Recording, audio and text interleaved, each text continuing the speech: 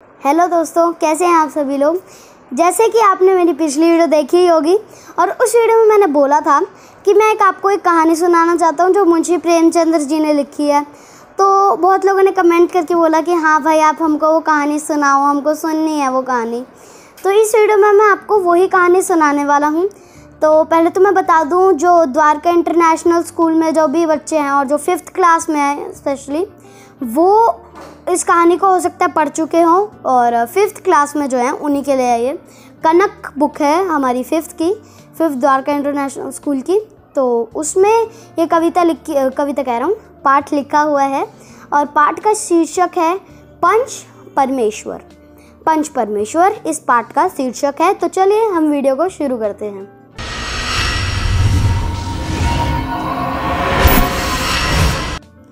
जुम्मन शेख, अलगू चौधरी और बूढ़ी खाला, इस स्टोरी के मेन कैरेक्टर्स 3 यही हैं। और बाकी है, एक है रामधन मिश्र जिनका 1-2 मिनट का रोल है, तो बाकी ये मेन नहीं है।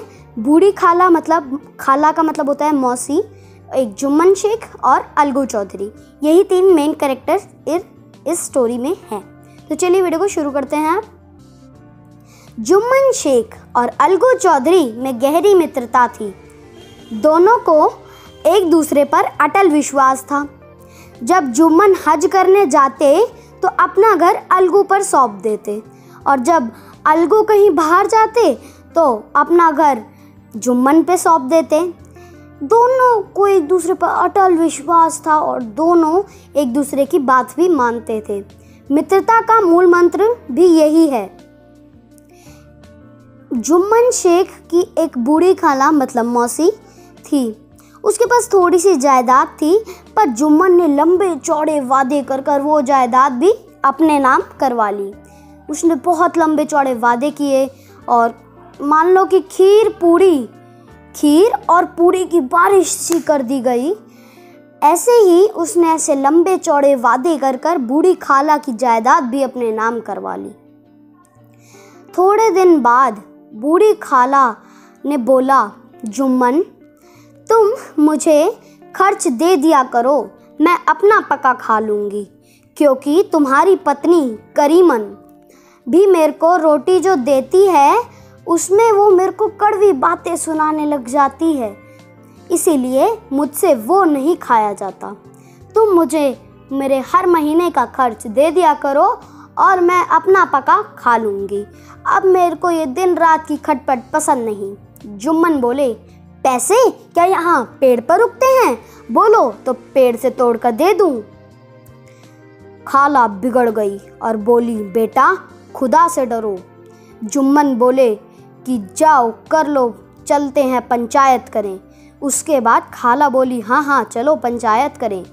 उसके बाद जुम्मन बोले कि पंचायत होनी ही चाहिए और मेरे को भी ये दिन रात की खटपट पसंद नहीं। कई दिन तक बूढ़ी खाला दूसरे आसपास के गांव में दौड़ती रही।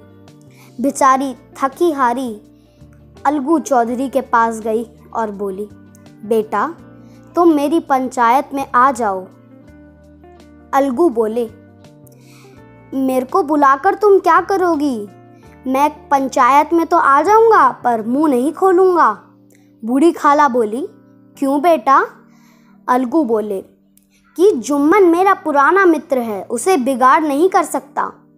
उसके बाद थोड़े दिन बाद ही पंचायत एक पेड़ के नीचे बैठी। शाम का समय था और हवाएं चल रही थी। पंचायत एक पेड़ के नीचे बैठी और अलगू चौधरी भी सारे पंचों के साथ बैठे। जुम्मन शेख ने खाला से बोला कि किसे सरपंच चुनती हो। इस विषय को लेकर जुम्मन शेख और खाला के दोनों के बीच में बहस हो गई। अंत में खाला बोली, बेटा खुदा से डरो। जो भी पंच के मुंह से निकलता है वह खुदा से रूह होता है। उसके बाद बूढ़ी खाला ने बोला कि मैं तो तुम्हारे मित्र अलगू चौधरी को ही सरपंच मानती हूँ। जुम्मन शेख मन ही मन प्रसन्न होने लगे कि अब तो पारी मेरी ही है, परंतु उन्हें क्या पता था कि क्या होने वाला है। अलगू चौधरी सरपंच बन गए। थोड़ी देर तक अलगू चौधरी ने जुम्मन शेख से कई तरह के सवाल किए और अंत में यह फैसला सुनाया कि अलगू चौधरी जो है उसने ये फैसला सुनाया कि जुम्मन शेख को बूढ़ी खाला जान को हर महीने का खर्च देना होगा। इसके बाद अलगू चौधरी ने जो फैसला सुनाया, जुम्मन शेख बहुत गुस्से में आए और मन ही मन बोलने लगे कि अब तो मुझे बदला लेना ही होगा। कई दिन बाद अलगू चौधरी 2 बैल लाए। उसमें से एक बैल मर गया। जुम्मन ने अपनी दूसरी बैल एक साहूकार को बेच दी। जब भी इस साहूकार से अलगू चौधरी बोलते कि मुझे मेरी बैल का दाम दो, तब वह मना कर देते और बोलते कि जाओ मैं बाद में दूंगा। ऐसे ही करते करते कई दिन बीत गए। अगले दिन जब गए अलगू चौधरी उस साहूकार के पास, तो साहूकार बोला कि मैं कल दूंगा। ऐसे ही फिर कई दिन बीते। साहूकार उस बैल से बहुत ज़्यादा काम कराने लगा और उसको खाना भी नहीं देता था। फिर अलगू चौधरी उसके पास गुस्से में आए और बोले, करो पंचायत करो, मुझे ऐसा अच्छा नहीं लगता कि तुम मेरी बैल के दाम नहीं दो। और अगले दिन वो बोले, मतलब उसी दिन वह बोले उनसे कि ठीक है कल पंचायत करेंगे, और उसी दिन वह बैल मर गया। अगले दिन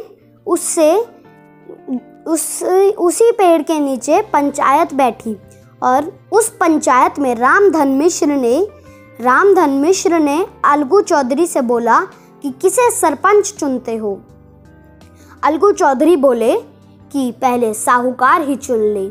साहूकार ने बोला कि जुम्मन शेख ही सरपंच बनेगा। जुम्मन शेख जैसे ही सरपंच बने, उसी वक्त वह सोचने लगे कि अब तो मुझे बदला लेना ही पड़ेगा। लेकिन उस समय उनके पास यह विचार आया कि अब जिस पथ पर मैं हूँ वह पथ, उस पथ पे मैं जो भी मैं बोलूँगा वो फैसला सब मानेंगे, और जो भी मेरा ज़ुबान होगी वो खुदा से रूह होगी। खुदा का मतलब होता है भगवान से रूह होगी। उसके बाद अलगू चौधरी प्रसन्न हुए और वह बैठे रहे और साहूकार भी बैठा था। उसके बाद जुम्मन शेख ने साहूकार से कई तरह के सवाल किए और अंत में यह फैसला दिया कि जो साहूकार है उसको अलगू चौधरी के मरे हुए बैल के दाम देने होंगे। उस वक्त अलगू चौधरी खड़े होकर बोले, पंच परमेश्वर की जय। उस वक्त अलगू चौधरी और जुम्मन शेख फिर से मित्रता निभाने लगे और दोनों फिर मित्र बन गए। धन्यवाद। और ये जो कहानी है ये मुंशी प्रेमचंद्र जी ने लिखी है। तो अगर आप ऐसी ही वीडियोस मेरे से चाहते हैं तो नीचे कमेंट बॉक्स में ज़रूर बताएं। मेरे पास बहुत सारी कहानियाँ हैं जो मैं आपके साथ शेयर करूँगा। अगर आप बोलेंगे तो मैं आपके साथ उसको शेयर भी करूँगा। तो फिर अगली वीडियो में मैं वही एक कहानी जो मेरे को भी अच्छी लगे और आपको भी अच्छी लगे, मैं वैसे ही एक कहानी आपको अगली वीडियो में सुनाऊंगा। तो इस वीडियो को लाइक करें। अगर आप हमारे चैनल पर नए हैं तो चैनल को सब्सक्राइब करें, बेल आइकन दबा दें और इस वीडियो को शेयर करें।